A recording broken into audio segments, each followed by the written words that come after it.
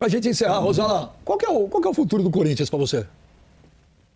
Olha, Benja, o futuro do Corinthians, cara, ele passa, ele passa necessariamente por pessoas que estejam dispostas a enfrentar o problema da dívida.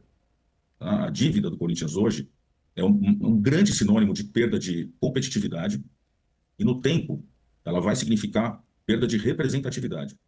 O maior risco do Corinthians hoje não é terminar de uma hora para outra, é derreter. E a gente está brincando com uma dívida que você tem limite onde você pode, vamos dizer, onde você pode ir alongando essa dívida. A gente já está muito próximo desse limite. Chega uma hora que a gente não vai ter mais para onde correr. E aí, a provocação que fica é aquela do Corinthians precisar de um projeto de clube. Hoje o que a gente vê são grupos falando de projeto de poder dentro da instituição. Enquanto a gente tiver um projeto de clube, e que seja uma coisa perene, seja uma coisa que independa da pessoa que está lá como mandatária, né, que você tenha pelo menos uma linha mestra do tipo, se a gente não tiver essa conduta, a gente não muda esse cenário nos próximos anos, né? E se a gente tiver, eu acho que na minha previsão mais realista, a gente não demora menos do que 10 anos para resolver a questão da dívida. Mas se não começar, Quer não termina. dizer, então, dando tudo certo, o Corinthians precisa de pelo menos 10 anos para quitar essa dívida, é isso?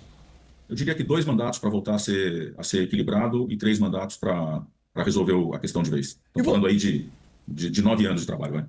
Que bom. E você é a favor do Corinthians virar SAF? Olha, Benja, minha opinião, o Corinthians não precisa ser SAF para ser bem administrado. Ele vai precisar sim, para começar a sair desse problema, ele vai precisar de um financiamento externo, ele vai precisar de entrada de dinheiro. Não precisa ser via SAF. Tem outros meios para fazer isso. Né? Quais meios? Por exemplo, o Fundo Imobiliário da Arena, se eu tiver a oportunidade de voltar a colaborar de forma mais efetiva nesse processo, é o primeiro que eu vou tentar destravar. E até uma pergunta, Benja, com relação até ao próprio impeachment, Rosala.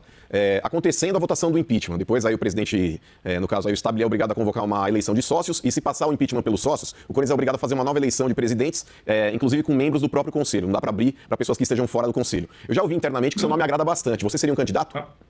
Abre sim, mano. Na eleição direta no conselho, qualquer sócio com condição de se candidatar pode se candidatar, não precisa ser obrigatoriamente conselheiro. Eu pensei que estava só dentro do conselho, mas independente disso, você seria um candidato? Eu não entendi. Eu não entendi. Se o Augusto amanhã é empichado, é marcada uma eleição. Para os sócios, para ver se passa pelo crivo dos sócios. Ver se passa, se o sócio aprovar o impeachment... Aí o sócio aprovando o impeachment, se marca uma eleição de novo. Não é só conselheiro que pode ser candidato? Eu achei que fosse. Não, você pode, se você tiver um sócio que já tem 2 eleições para o conselho, já participou de 2 gestões de conselho, ou seja, que ele tem condição política para ser candidato a presidente, ele pode ser candidato mesmo não sendo conselheiro. Mas você gostaria de ser? Posso. Você poderia. Imagina, você se candidatar. Quantos mandatos você tem, Benjamin? Eu não me lembro se eu tive. Agora me confundi, eu não me lembro se eu tive 1 ou 2, eu não me lembro. Se você teve 2, você pode ser candidato.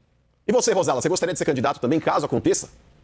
Olha, mano, no conselho eu te garanto que eu não seria um candidato forte, até pelo jogo de forças ali do conselho. Eu acho que vocês sabem que eu sou lá do Movimento Corinthians Grande, da Chapa 82. Eu acho que a Chapa 82 tem pessoas mais viáveis do que eu para essa eventual eleição do conselho.